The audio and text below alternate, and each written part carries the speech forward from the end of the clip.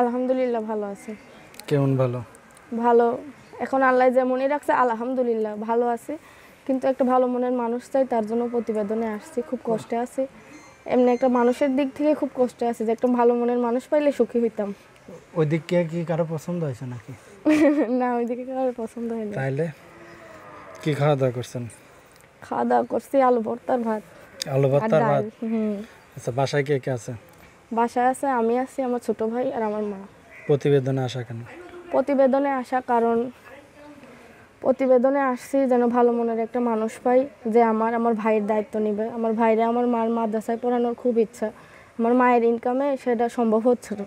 যদি কেউ আমার ভাইরে মাদ্রাসায় পড়ার সুযোগ করে দেয়, আমার পাশে দাঁড়ায়, আমার বিয়ে শাদী করে, আমি এরকম একটা মানুষ পাইলে আমার জীবনটা তার সাথেই কাটাইতে চাই। আপনার নাম কি? আমার নাম সোনিয়া। সোনিয়া। দেশের বাড়ি কোথায়? দেশের বাড়ি হচ্ছে দিনাজপুর। দিনাজপুরে। যাক, এখন আপনার বাবা কই? আমার বাবা অনেক আগেই আমার মারে ছাইড়া চলে গেছে, তাদের ছাড়াছাড়ি হয়ে গেছে, তো তার জন্য আমার বাবা মা আলাদা থাকে। ও আচ্ছা, এখন চাচ্ছেন হলো কি? এখন চাচ্ছি একটা ভালো মনের মানুষ, যে আমার পাশে দাঁড়াবে, আমার ভাইয়ের আমার দায়িত্ব নেবে, আমার হেল্প সহযোগিতা করবে, আমার দুঃখে সুখে সবসময় আমার সঙ্গী হবে, এরকম একটা মানুষ চাচ্ছি। আপনার সাথে যোগাযোগ করবে কেমনে? আমার নাম্বার আছে। বলতে পারবেন নাম্বারটা? হ্যাঁ, নাম্বার বলতে বলেন। পারবো। 01969514829। আর একবার বলেন। 01969514829।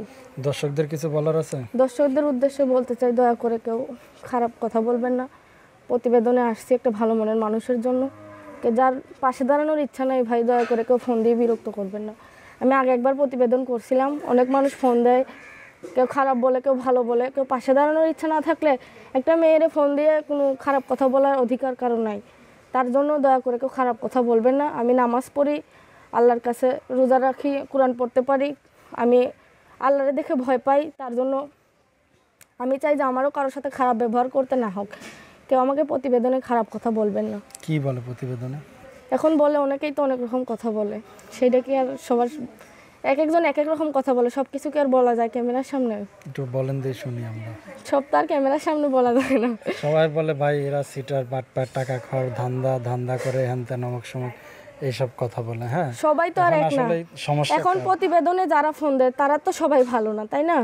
এখন যদি সবাই এক পাল্লায় ওজন করা হয়, সেটা তো ঠিক হবে না। হাতের 5টা আঙুল তো সমান না, সবাই সবার মতন। এখন ভালো মন্দ মিলাই সব জায়গায় আছে। আমি তো কষ্ট করে প্রতিবেদনে আসছি, এখন কেউ যদি আরেকজনের মতো মনে করে আমারে যদি খারাপ ভালো মন্দ বলেন, সেইটা তো হবে না। মানুষ যাচাই বাছাই করেন, কথাবার্তা বলেন, ভালো মন্দ যাচাই করেন, তারপরে বললেন।